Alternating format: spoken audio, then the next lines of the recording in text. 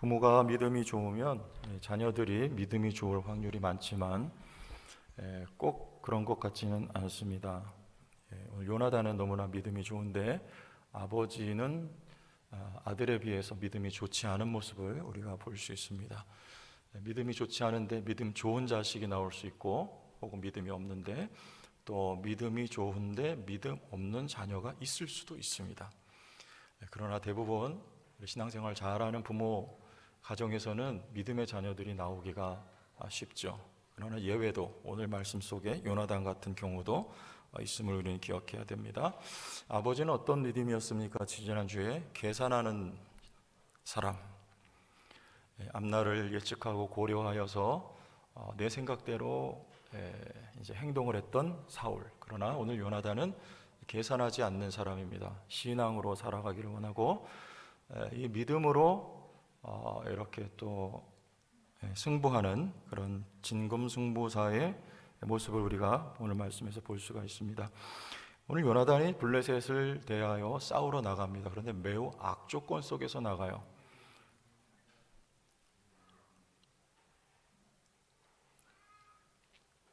전쟁을 할 때는 보통 여러분 살피죠. 그래서 적기를 찾아서 기습을 한다거나 싸움을 걸 텐데, 오늘은 여러 가지 조건이 참 나쁜 조건 속에서 이렇게 전쟁을 나가게 됩니다. 먼저 보면 몇 명이 갑니까? 우리 1절 말씀해 보니까 2명 가죠. 근데 적은 몇 명이에요? 수천 명에 달합니다. 죽으러 가는 거 맞죠? 살아 돌아올 수 없는 거예요. 이렇게 가면 요나단과 무기 든 소년 2명. 그러나 아버지 사울에게 몇 명이 있다고 성경을 말합니까? 600명이 있다. 근데 끌고 가지 않아요. 단 둘 적진으로 들어갑니다. 두 번째, 제사장이 지금 누구하고 함께 있습니까?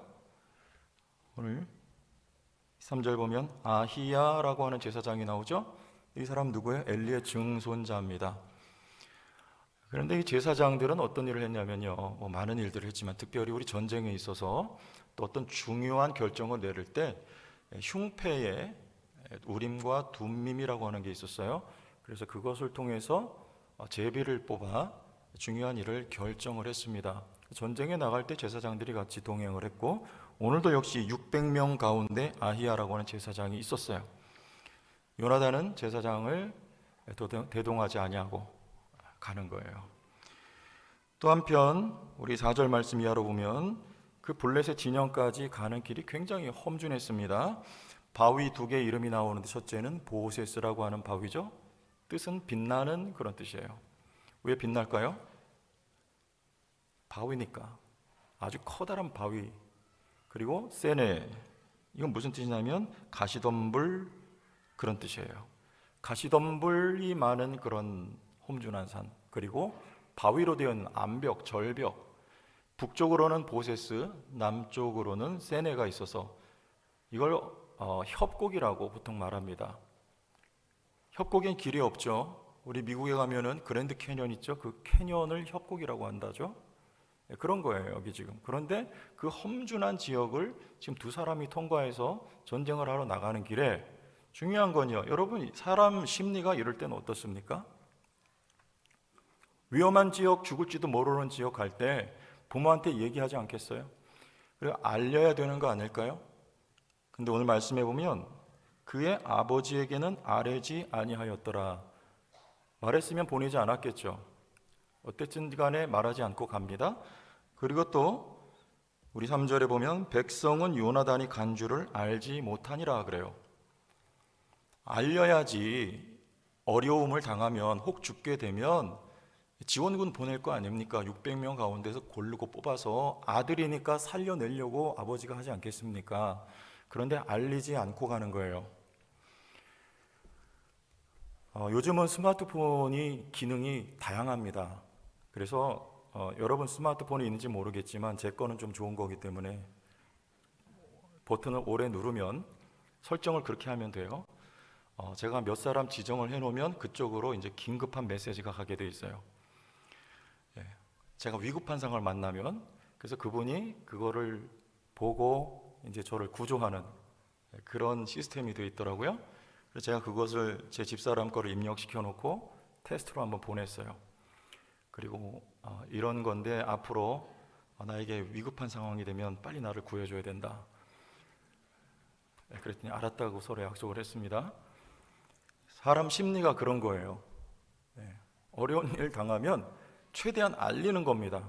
위험한 지역 갈 때 마찬가지예요. 근데 요나단은 알리지를 않았어요. 믿음의 배수진을 치는 거죠. 그리고 일사각오로 믿음 하나님만 의지한 채 가고자 하는 거예요. 여러분, 교회를 개척할 때 보통 가족들하고 개척을 많이 하죠.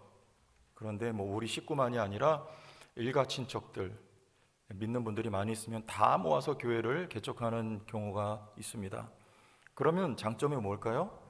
처음에 개척할 때 그렇게 많이 힘들지는 않겠죠. 헌금들을 하니까. 그런데 요게 이제 조금 교회가 안정이 되고 하면 나중에 그게 오히려 도움이 안 되는 경우가 많습니다. 왜냐하면 새 가족들이 오면 그 목회자 가족들을 눈치 보느라고 이렇게 길을 못 피게 돼요. 그럼 교회가 성장하기 어렵게 되는 예들이 참 많아요. 그래서 아예 처음부터 개척할 때 맨손 가지고 개척을 하는, 믿음 가지고 하나님만 바라보고 하나님이 나를 도우시고 내가 그래서 더 열심히 하겠다, 그렇게 믿음의 배수진을 치고 개척을 하는, 오히려 그게 더 낫지 않은가 싶습니다. 또 한편으로는 제가 그런 얘기를 들었어요. 목사님이 미국에서 개척을 하셨는데 이제 노회에서 도움을 주겠다, 개척교회니까.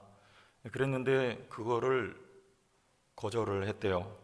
아까운 것 같아요. 이게 왜 도움을 받아서 좀 수월하게 가면 될 텐데 금액도 작지 않았다고 하는데요.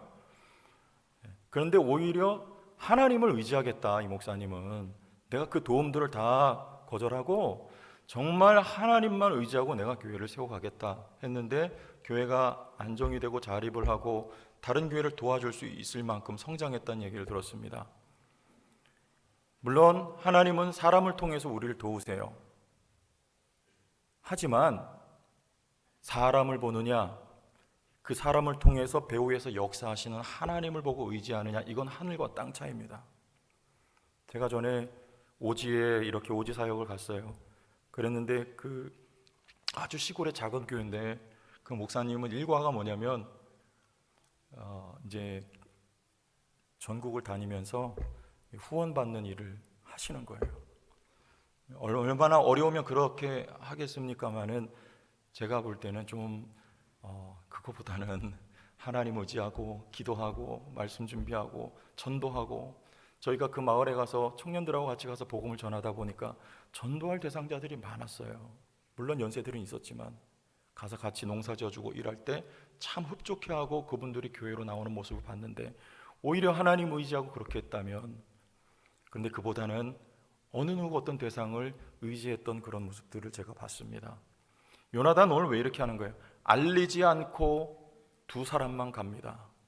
하나님이 함께 하시고 하나님이 나를 대신하여 싸우시리라고 하는 믿음만 가지고 가는 거예요. 믿음만 가지고. 여러분, 우리의 삶에도 어느 누구 어떤 대상 의지하면 그 사람 때문에 상처받기 십상입니다. 누가 나를 도와주리라 그렇게 생각하지 마시고 하나님만 온전히 의지하면서 나아가면 하나님이 여러분을 도와주십니다. 하나님이 역사하세요. 믿음의 배수진을 쳤던 요나단의 모습입니다. 믿음의 배포죠. 죽을지도 모르는데 적진을 향해서 둘이서 달려 들어갑니다. 이 배포가 어디서 나왔는가? 우리 6절 말씀 보면 6절 같이 읽겠습니다. 요나단이 자기의 무기를 든 소년에게 이르되 우리가 이 할례 받지 않은 자들에게로 건너가자. 뭘 받지 않았다고요? 할례는요, 오늘날 우리로 말하면 세례하고 신학적으로 상통합니다. 하나님의 소유라는 말이에요. 이 할례 받은 하나님의 백성은. 여러분들, 우리 에베소서 1장 말씀해 보면 뭐예요? 성령으로 인침받았다 그러죠. 우리는 무슨 세례 받았습니까? 물 세례, 물론 앞에서 의식의 세례 중요하지만 예수를 믿는 그 순간 여러분은 성령 세례를 받았어요. 아멘이십니까? 성령으로 인쳤다. 이건 누구 거라는 거예요? 하나님의 소유라는 거예요.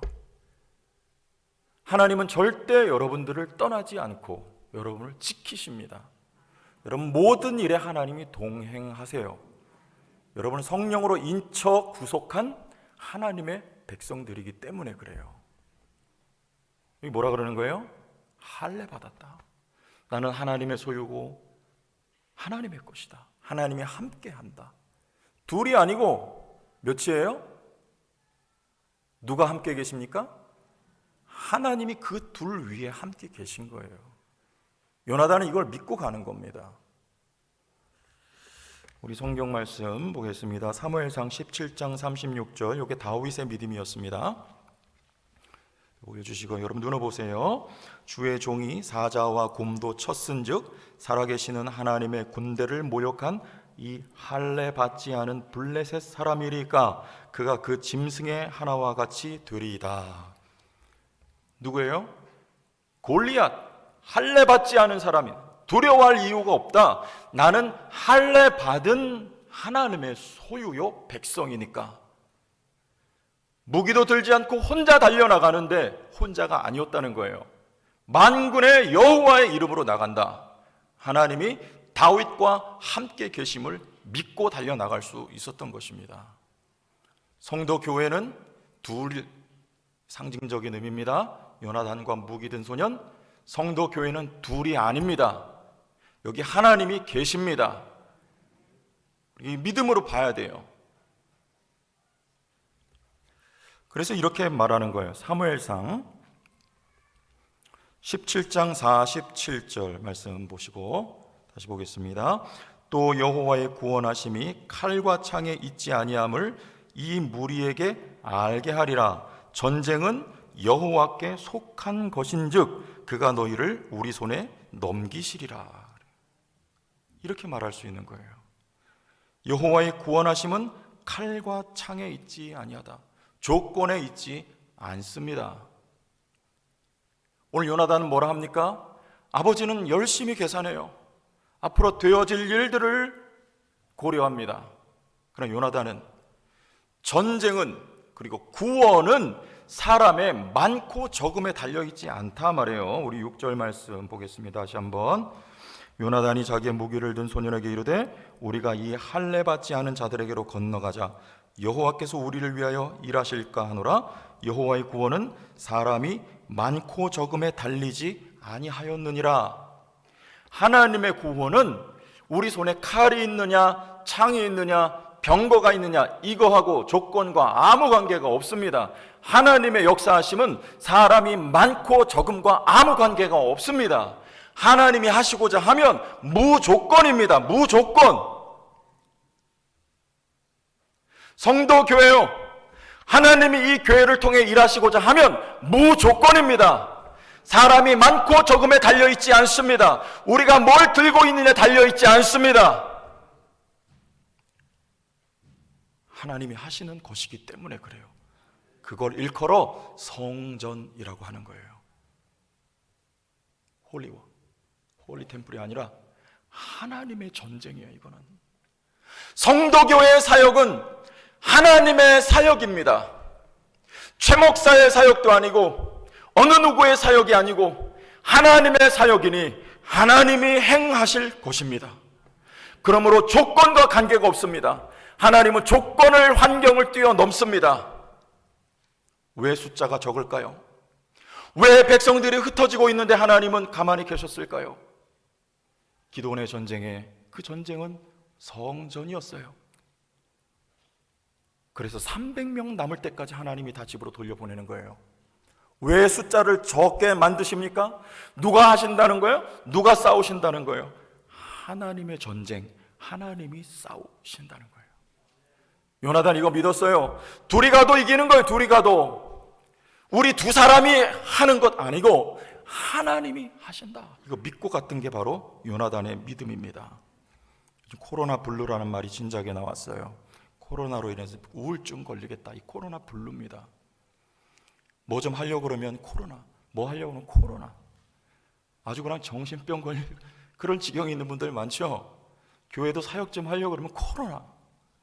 아주 그냥 코로나 GR이에요. GR. GR이 뭔지 아세요? 코로나 GR.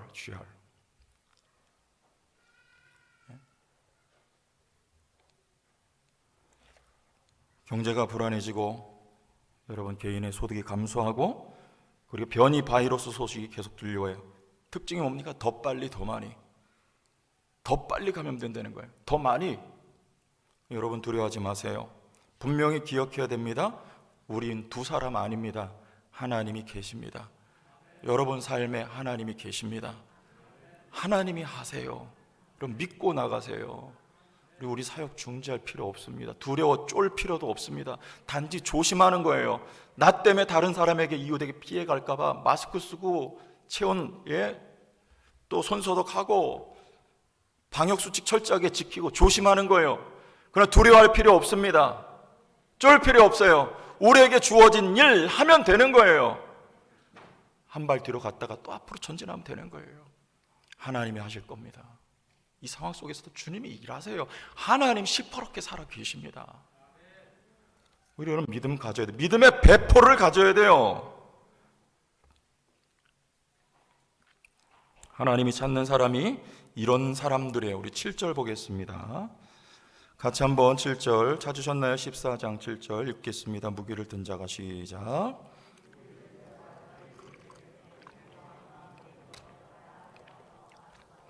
당신과 마음을 같이하여 따르리이다. 요나단도 대단한데요, 이 무기든 소년이 어떻게 보면 더 대단한 것 같아요. 옆에 따라가는 거 힘듭니다. 더 두려워요. 그런데 뭐라고 말해요? 내가 당신과 마음을 같이하여 따르리이다. 지금 어떻게 보면 죽으러 가는 거예요. 마음을 같이하여 따르리이다. 여러분, 이게 참 신앙의 동역자요, 조력자입니다. 이 두 사람이 똑같은 믿음이 작용하고 있었던 거예요. 요나단 안에, 다윗 안에, 이 무기든 소년 안에 똑같은 믿음이 작용하고 있어요. 여러분 안에, 우리 공동체 안에 이 믿음이 역사되기를 바랍니다. 이건 하나님이 주신 신앙, 하나님의 마음이에요. 우리가 하나님께 대하여 이런 고백을 드려야 되는 거예요. 하나님, 내가 당신과 마음을 같이하여 따르리이다.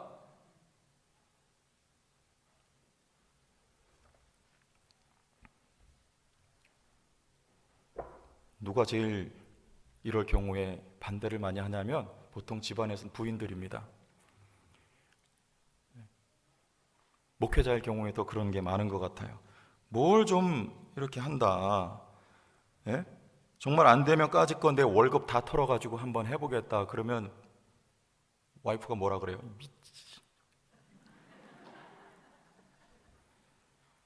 다 굶어 죽일 거냐. 웨슬레 아내는 머리끄댕이를 잡아가지고 그랬대요. 밖에 나가서 은혜 끼치고 부흥회하고 오면 머리채를 잡아가지고, 그래서 웨슬레가 머리가 별로 없었대요. 미친. 그러지 말고 오늘 이 말씀처럼 내가 당신과 마음을 같이하여 따르리이다. 상식적으로 어떨 때는 이해가 안 되고 무모해 보이는 것 같지만 하나님 주신 믿음 가지고 달려나갈 때 여러분 모두 이렇게 내가 마음을 같이하여 따르리이다, 이렇게 할 수 있길 바랍니다. 하나님 주신 마음이에요. 믿음의 교제가 이루어지는 거예요. 우리 사무엘상 18장 1절 보겠습니다. 다윗이 사울에게 말하기를 마침에 요나단의 마음이 다윗의 마음과 하나가 되어 요나단이 그를 자기 생명같이 사랑하니라 그랬어요. 여러분, 이게 무슨 말입니까? 뭐 동성애 지금 조장하는 거예요? 그냥 남자끼리 자기 생명같이 사랑하니라. 여러분 보세요. 이 요나단의 오늘 믿음과 다윗의 믿음이 똑같아요. 일치합니다. 그거 말하는 거예요. 성령 안에서 교제를 말하는 거예요. 그래서 서로 사랑하니라 이렇게 말하는 거예요. 여러분, 서로 대화가 통하고 믿음이 통하고 교제가 일어나고 한마음 한뜻이 되는 거룩한 하나님의 목표 뜻 가지고 그런 교회가 되어야 할 줄로 믿어요. 하나님이 역사하는 거예요.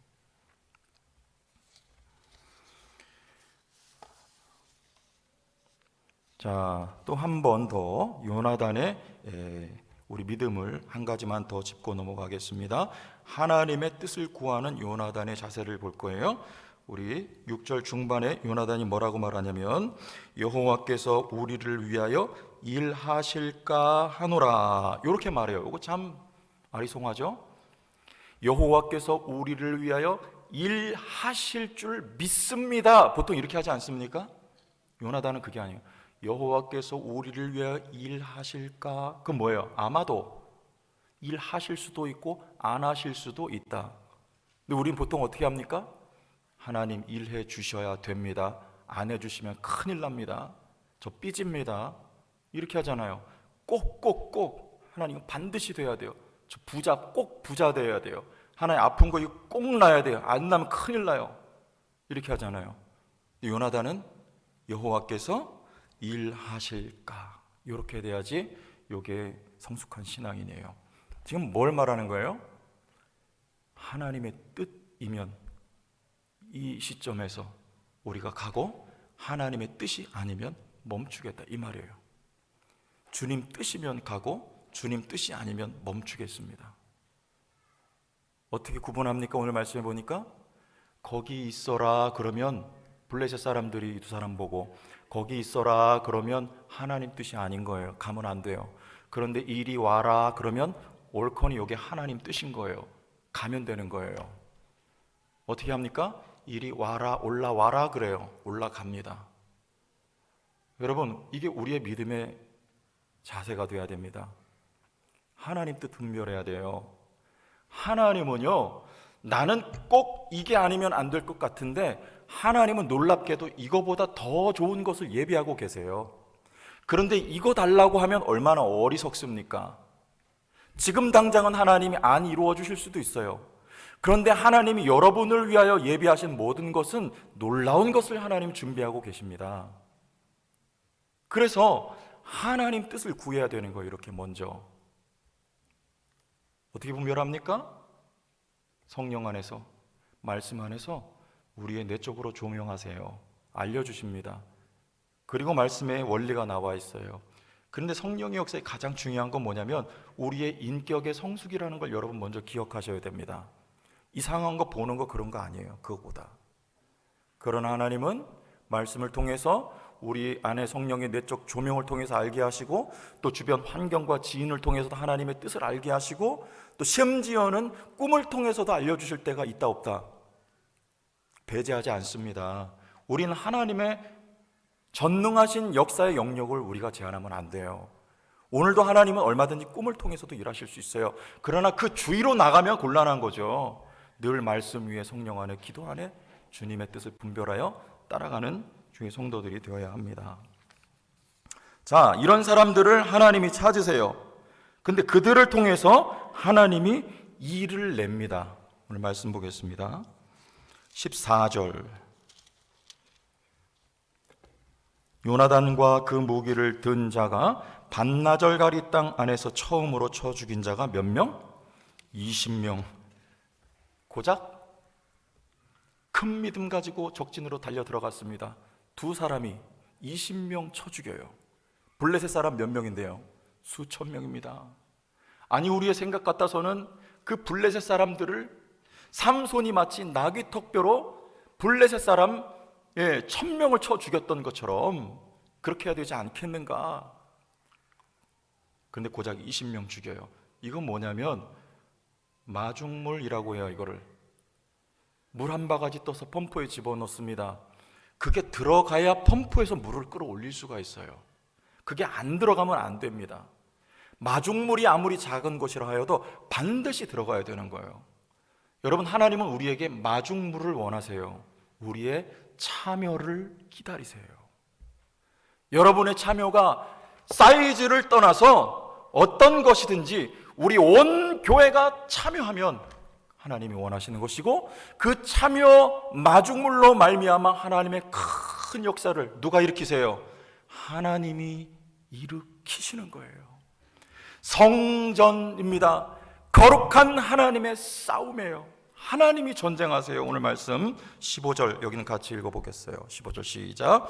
들에 있는 진영과 모든 백성들이 공포에 떨었고 부대와 노략군들도 떨었으며 땅도 진동하였으니 이는 원문에 보면 하나님의 큰 떨림이래요. 20명 잡아 죽였는데 하나님이 그 블레셋 진영에 큰 떨림이 있게 하셔요. 그래서 16절, 베냐민 기브아에 있는 사울의 파수꾼이 바라본즉 허다한 블레셋 사람들이 무너져 이리저리 흩어지더라. 누가 일하십니까? 하나님이 하시는 거예요. 여러분, 우리 얼마야? 1300 얼마? 헌금 모아가지고 16교회 도왔습니다. 그게 얼마나 크겠습니까? 오늘 또 바자회, 선교 바자회에서 우리 선교사님들 작게나마 이렇게 섬기려고 해요. 그게 뭐 얼마나 대단하게 섬김이 되겠습니까? 무슨 하나님의 큰 역사가 나타나겠습니까? 그러나 하나님은 여러분에게 뭐 대단한 거 요구하는 거 아니에요. 참여를 원하십니다. 마중물 되기를 원하는 거예요. 우리가 하나님 앞에 드리는 그 작은 거, 왜? 하나님이 홀로 다 하실 수 있는데 왜 오늘 참여를 기다리시는가?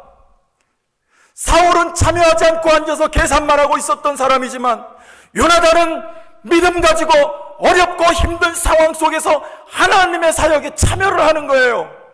작은 언심 마중물과 같은 것이지만 하나님은 우리와 함께 영광을 누리기를 원하시는 것입니다. 함께 싸우고 전리품을 우리와 함께 나누기를 원하시는 거예요. 그러므로 여러분 참여할 수 있기를 바랍니다. 우리의 참여는 작은 것이고 작은 성과지만 하나님이 큰 떨림이 있게 하셔서 선교지의 놀라운 역사를 하나님이 일으키실 것을 우리는 믿음으로 나가는 것입니다.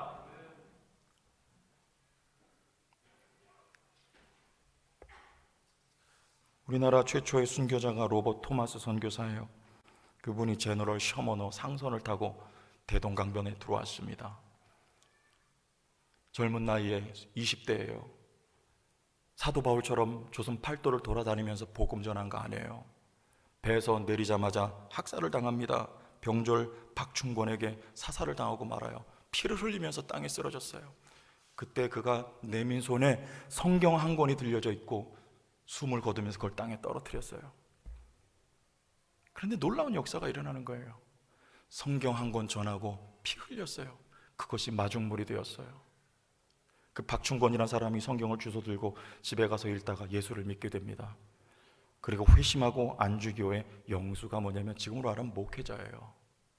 그렇게 평양 땅에 복음이 전해지기 시작하고 온 대한민국에 영적인 큰 떨림이 일어나 오늘날에 이르게 되었던 것 우리는 기억하는 거예요. 여러분 참여할 수 있기를 바랍니다. 앞으로 성도교 하는 일은 그런 거예요. 거룩한 성전이요 하나님의 사역인 것을 기억하시기 바랍니다. 상황이 좋지 아니하고 조건이 우리에게 빠진 것이 있어도 하나님이 하시되 여러분 함께 주의 거룩한 사역에 참여하는 분들 다 되어서 하나님의 역사하심을 목도하고 하나님의 영광이 함께 동참할 수 있기를 바라면서 우리 영상 하나 보시고 설교를 마치겠습니다.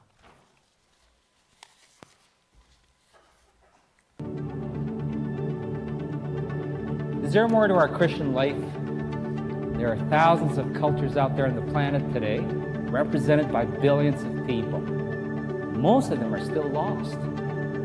More and more of them are right next door. But are we moved to act? And if not, well, why not? What's stopping us? Is it because we're simply overwhelmed? Or maybe because we don't know what to do because we're not prepared? Or is it because we're simply too busy? God, what are you doing in all of this? And how do you want me to fit in? If you've asked these questions, you're not alone. We've all struggled to understand the bigger story. From Genesis to Revelation, Scripture's overarching theme is God's relentless pursuit to restore all creation. And get this, at the heart of God's mission is you and me. From the Philippines to Europe, from Canada to the Middle East, God is working through ordinary people who are aligning their stories with His. They're living in radical obedience to Jesus every day, right where they are. When we understand that the mission is God's, the weight of the world is lifted off our shoulders. Only God can save the world. You and I don't have to, but we do get to participate. The time is now. The place is here. The person is you.